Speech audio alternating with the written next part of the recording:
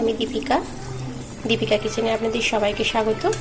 আজ আমি আপনাদের চিকেন কারি বানিয়ে দেখাবো। আর যারা আমার চ্যানেলটা প্রথম দেখছেন অবশ্যই সাবস্ক্রাইব করে পাশে থাকবেন। আর আপনারা অনেক রকমভাবে চিকেন খেয়েছেন, একবার আমি যেভাবে বানাচ্ছি এভাবে বানিয়ে দেখুন, আপনাদের পছন্দ হবে এবং ভালোও লাগবে। আমি আজকে আমার রেসিপিটা আপনাদের সাথে শেয়ার করব, আমি কিভাবে বানালাম। মাংসটা বানানোর জন্য আমি প্রথমে কড়াটা গরম করে নেব।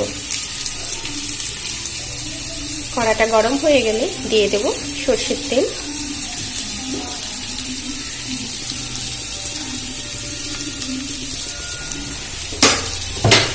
তেলটা গরম করে নেব। তেলটা গরম হয়ে গেলে আমি এভাবে আলুগুলো কেটে রেখেছি, এই আলুগুলো দিয়ে ভেজে নেব।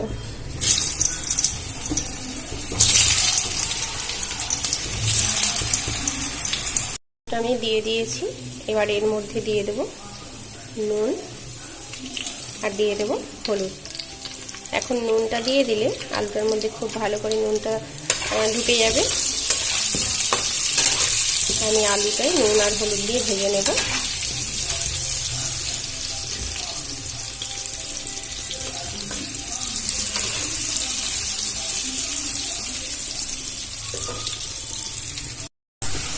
দেখুন আলুটা আমার ভাজা হয়ে গেছে, আমি এবার এটা তুলে নেব।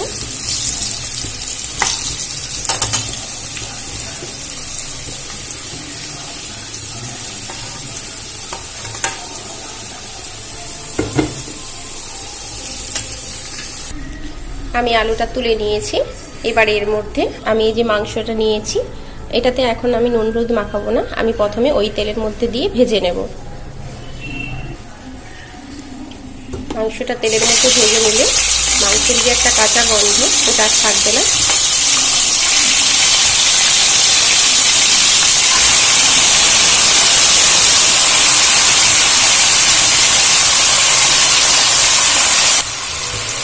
আমি গ্যাসের ফ্লেমটা বাড়িয়ে ভালো করে নাড়াচাড়া করে মাংসটা ভেজে নেব।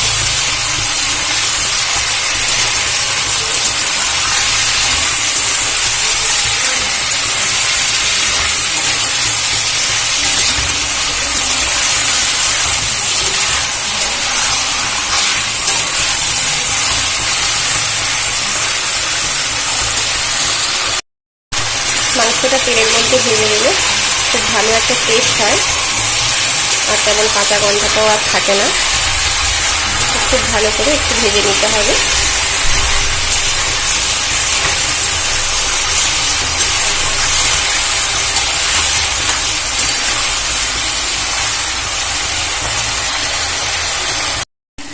দেখুন মাংসটা আমার কষানো হয়ে গেছে, খুব ভালো করে ভাজা হয়ে গেছে। আমি এবার এটা তুলে নেব।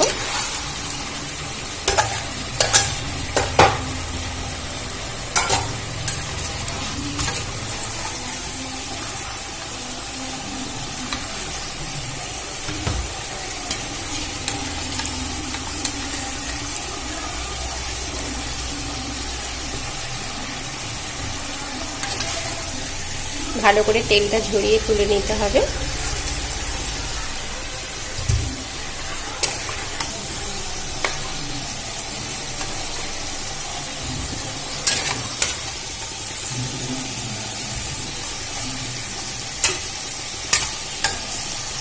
এবার এই যে তেলটা বেশি হয়েছে, আমি এই তেলের মধ্যেই দিয়ে দেব ফোড়ন। আমি গরম মশলা ফোড়ন দিয়ে দেব। দেখুন আমি এখানে নিয়েছি দারচিনি, এলাচ আর লবঙ্গ, আমি এগুলোর মধ্যে দিয়ে দেব। দুটো তেজপাতা, একটু ভেজে নেব।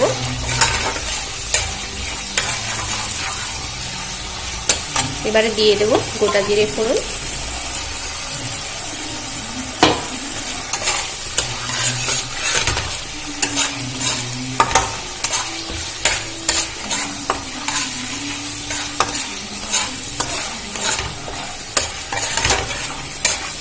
এটা ভেজে নেব।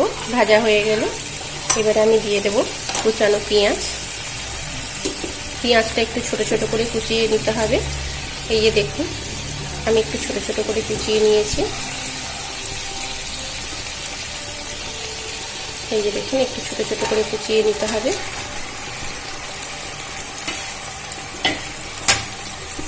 এবারে এটা খুব ভালো করে ভেজে নিতে হবে।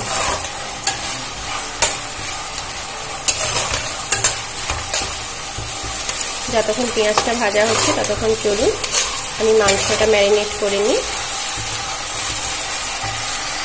ভাজা মাংসটা ম্যারিনেট করার জন্য আমি এখানে দিয়ে দেব দই। আর আপনাদের কাছে যদি দই না থাকে তাহলে আপনারা টমেটো বেটে দিয়ে দিতে পারেন। এবারে এর মধ্যে দিয়ে দেব কাশ্মীরি লঙ্কার গুঁড়ো আর দিয়ে দেব ধনে গুঁড়ো।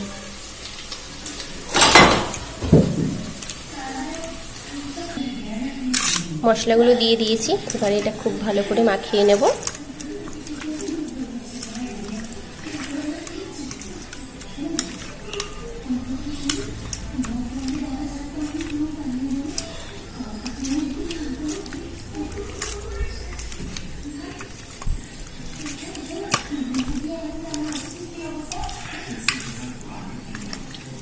এটা মাখিয়ে আমি 10 মিনিটের জন্য রেখে দেব, খুব বেশি রাখতে হবে না।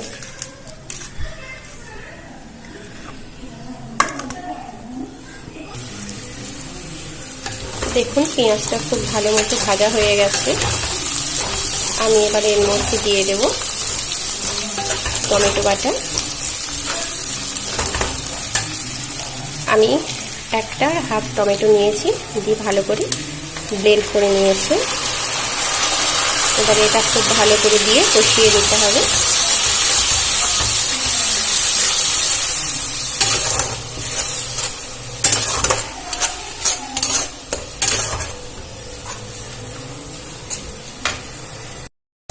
টমেটোটা খুব ভালো করে কষানো হয়ে গেলে আমি দিয়ে দেব হলুদ, কারণ আপনারা দেখেছেন আমি মাংসটাতে হলুদ দিইনি, তাই আমি এখানে হলুদটা দিয়ে দেব।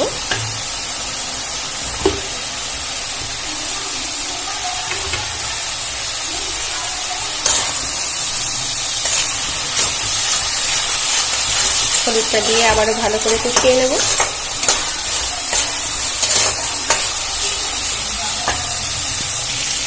হলুদটা কষানো হয়ে গেছে, আমি এবারে দিয়ে দেবো লাল লঙ্কার গুঁড়ো। আপনারা যেমন ঝাল খাবেন সেই মতো দেবেন। আমিও এটা আবারও ভালো করে কষিয়ে নেব।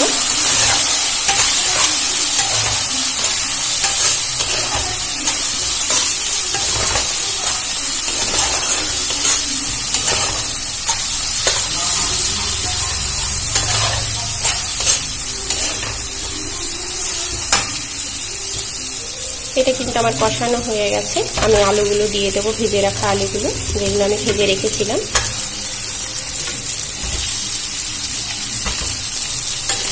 সেটা এর মধ্যে দিয়ে ভালো করে নাড়াচাড়া করে নেব।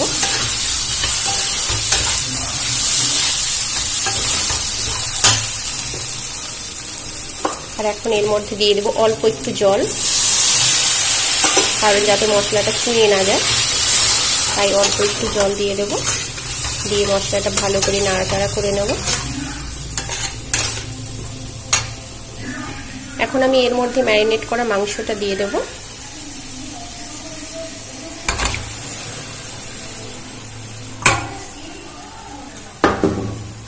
মাংসটা দিয়ে আবারও ভালো করে একটু ভেজে নেব, ভালো করে নাড়াচাড়া করে।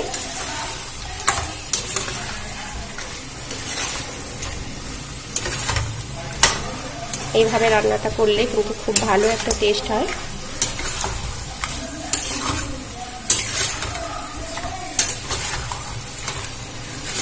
আমি ভালো করে এটা কষিয়ে নেব। এখন কিন্তু জল দেওয়ার দরকার নেই, কারণ মাংসের যে জলটা আছে সেটাতে ভালো বেরিয়ে গেলে তারপরে আবারও জল দেব। এখন এটা একটু ঢাকা দিয়ে হতে দেব কিছুক্ষণ। আমি ঢাকনা দিয়ে কিছুক্ষণ হতে দেব। এখন দেখুন জলটা বেরিয়ে গেছে। আমি এর মধ্যে এবারে দিয়ে দেব আদা রসুন বাটা। আমি 2 চামচ মতো দিলাম। এটা দিয়ে আবারও ভালো করে কষিয়ে নেব। এখন কিন্তু জলটা দেব না, এটা কষানো হয়ে গেলে তারপর জল দেব। আমি এটা কিছুক্ষণ হাই ফ্লেমে ভালো করে কষিয়ে নেব। এটা ঢাকনা দিয়ে কিছুক্ষণ হতে দেব। আমি ঢাকনাটা খুলে নেব, খুলে দেখে নেব। দেখুন এতে মাংসের বাকি জলটা বেরিয়ে গেছে। এবার আমি এর মধ্যে দিয়ে দেবো পরিমাণ মতো নুন। আমি যেহেতু নুনটা দিইনি এখনো, আমি দিয়ে দেবো পরিমাণ মতো নুন। দিয়ে এটা খুব ভালো করে নাড়াচাড়া করে মাখিয়ে নেব।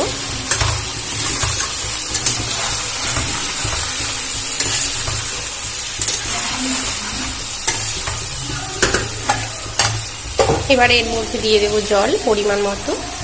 আপনারা যেরকম ঝোল খাবেন সে মতো দেবেন। আমি 1 গ্লাস জল দিলাম। জলটা দিয়ে আমি ঢাকা দিয়ে আরো কিছুক্ষণ হতে দেব।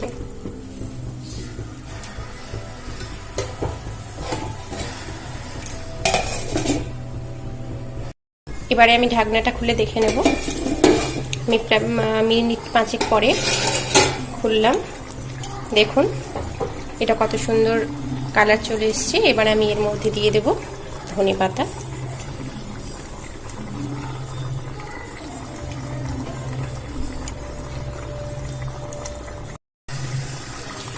এবারে এটা ভালো করে নাড়াচাড়া করে নেব। আর আমার রেসিপিটা আপনাদের কেমন লাগলো অবশ্যই কমেন্ট করে জানাবেন। সবাই ভালো থাকবেন, সুস্থ থাকবেন। নমস্কার। আমি এটা ঢাকা দিয়ে দেব।